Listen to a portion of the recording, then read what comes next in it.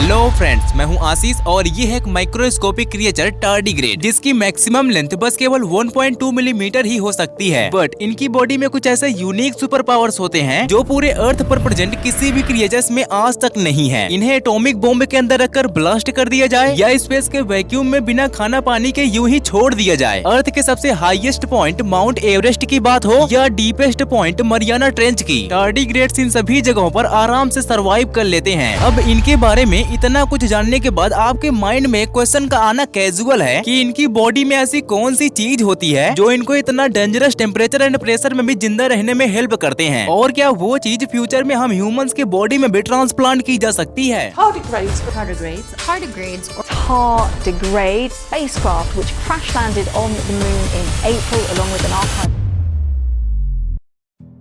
साल 1773 जर्मनी के एक जूलॉजिस्ट J.A.E. ग्वेस एक नॉर्मल वाटर ड्रॉप को जब माइक्रोस्कोप के थ्रू देखा तो उन्हें ये चीज देखने को मिली, जिसका नाम उन्होंने जर्मन में क्लेनर वेस्बार यानी लिटिल वाटर बियर रखा। अब वाटर बियर इसलिए क्योंकि इसकी वॉकिंग स्टाइल सेम बियर्स की तरह ही होती है। फिर साल 1777 में इटालियन बायोलॉजिस्ट लजारो स्पेलेंजानी इस मामले में अपने आप को कंट्रीब्यूट करके इस क्रिएचर का नाम टार्डिग्राडा रख दिए। टार्डिग्राडा एक स्पेनिश वर्ड है जिसका सिंपल सा मतलब सोलो स्टेपर्स होता है। अब सोलो स्टेपर्स इसलिए क्योंकि इनकी स्पीड भी काफी ज्यादा कम हुआ करती है। टार्डिग्रेड का फर्स्ट फॉसिल 1940 के समर में विलियम एम लेगी द्वारा डिफरेंट टाइप ऑफ ट्रीज के रेसिन से बने एम्बर में से डिस्कवर किया गया, जो अप्रोक्सीमेटली 16 ईयर ओल्ड था। टार्डिग्रेड के फॉसिल का नाम विलियम एम लेगी के बेस पर रखा गया, जो कि बियोन लेगी था। टार्डिग्रेड के फॉसिल की जब डेटिंग की गई तो पता लगा कि अर्थ पर इनका एग्जिस्टेंस डायनासोर से भी पहले अप्रोक्सीमेटली 600 मिलियन ईयर से है। ये क्रिएचर्स टार्डिग्रेड के अलावा दो और नामों से फेमस हैं, water bear and moss piglet. So remember this name क्योंकि आगे वीडियो में इन्हें किसी भी नाम से प्रोनाउंस किया जा सकता है। वाटर बियर को एक एक्वाटिक एनिमल के रूप में कंसीडर किया गया है, बट ये डीप सी के अलावा sand dunes, fresh water, mosses, leaves, forest floor and lichens में भी पाए जाते हैं। इनके बॉडी के बैरल शेप के होने के साथ ही साथ इनमें 8 लेग्स होते हैं, जिनके हर एक लेग्स के एंडिंग में 4 से 8 क्लॉज होते हैं। जैसे हम जूस को सक करने के लिए अपने चिक्स के मसल्स का यूज करते हैं, सेम उसी तरीके से ये भी अपने हेड्स के मसल्स का यूज करते हैं इन्हीं कामों के लिए। अब क्योंकि इनमें हमारी तरह दांत नहीं होते तो ये हमारी तरह खा नहीं सकते, बट मच्छरों की तरह ब्लड सक कर सकते हैं, क्योंकि इनमें भी इन सभी इंसेक्ट की तरह स्टाइलेट्स होते हैं। इनकी बॉडी की एटोनॉमी हमसे मिलती जुलती है बट सेम नहीं होता। हमारे बॉडी में जिस तरह स्किन होता है सेम उसी तरीके से इनके बॉडी में क्यूटिकल्स होते हैं। ये है मसल्स जिसकी वजह से इनकी बॉडी मूव करती है। ये है माउथ और जस्ट इसी के पीछे स्टाइलेट्स प्रेजेंट है, जिसकी हेल्प से ये फूड एंड लिक्विड को सक करते हैं। इसके अलावा eyes, brain, nervous system and reproduction system ये रहा। एक वाटर बियर की पूरी बॉडी अप्रोक्सीमेटली 1000 सेल से मिलकर बनी होती है। और हाँ, इनकी बॉडी में ये जो लिक्विड होता है इसे हीमोलिम्फ कहते हैं, जो टोटली न्यूट्रिएंट से मिलकर बना होता है। साल 2007 में टार्डिग्रेड्स को लेकर first space mission photon M3 किया गया, जिसमें स्वीडन और जर्मनी के कुछ साइंटिस्ट एक साथ काम कर रहे थे। रॉकेट शिप में किसी भी तरह की सेफ्टी या प्रोटेक्शन टार्डिग्रेड्स को लेकर नहीं की गई थी। इसे आप इस तरीके से समझ सकते हो कि अगर कोई लिविंग थिंग मॉलिक्यूल्स की जितना भी शॉर्ट स्पेस क्राफ्ट में होता तो उसकी डेथ तुरंत हो जाती because of radiation and vacuum. Tardigrade के हर एक स्पीसीज को इस तरीके के चैम्बर में रखकर अर्थ के ऑर्बिट में भेजा गया था। ये आप सभी अच्छे से जानते हो कि स्पेस में कोई भी लिविंग थिंग वैक्यूम और अर्थ के भारी रेडिएशन की वजह से जिंदा नहीं रह सकता, लेकिन इस केस में बिल्कुल डिफरेंट हुआ, क्योंकि भेजे गए टार्डिग्रेड में 68% टार्डिग्रेड सर्वाइव कर गए। हाँ, टार्डिग्रेड के कुछ ऐसे भी स्पीसीज थे जो सन की रेडिएशन की वजह से मर गए, लेकिन बचे 68% टार्डिग्रेड को जब हाइड्रेट किया गया तो वे फिर से जिंदा होकर पहले जैसे हो गए। और उसी समय ये पूरे वर्ल्ड के एक ऐसे एनिमल हो गए जो बिना सेफ्टी एंड प्रोटेक्शन के भी स्पेस में रह सकते हैं। इन्हें केवल 10 दिनों के लिए स्पेस में भेजा गया था और 30 मिनट हाइड्रेट करने पर ये फिर से जिंदा हो गए। इसके बाद टार्डिग्रेड को लेकर सेकंड स्पेस मिशन इजराइल द्वारा अप्रैल 2019 में किया गया, जिसमें अप्रोक्स 1000 टार्डिग्रेड को इंक्लूड किया गया था, लेकिन ये मिशन पूरी तरीके से फेल रहा, क्योंकि इजराइल का स्पेस क्राफ्ट मून पर लैंड होने से पहले ही क्रैश हो गया। इजराइल के इस मिशन में टार्डिग्रेड के अलावा कई और वैल्यूएबल चीजें थी जिन्हें आप देख सकते हो। इसके बाद इन्हें लेकर तीसरा स्पेस मिशन नासा के द्वारा किया गया। इसमें लगभग 3000 से भी ज्यादा टार्डिग्रेड्स को ISS में भेजा गया। बेसिकली यह मिशन नासा का एक्सपेरिमेंट था जिसे सेल साइंस 04 नाम दिया गया। इस एक्सपेरिमेंट का मेन पर्पस यही था कि आखिर ये टार्डिग्रेड्स कैसे स्पेस में भी जिंदा रह लेते हैं, वो भी बिना सेफ्टी के। तो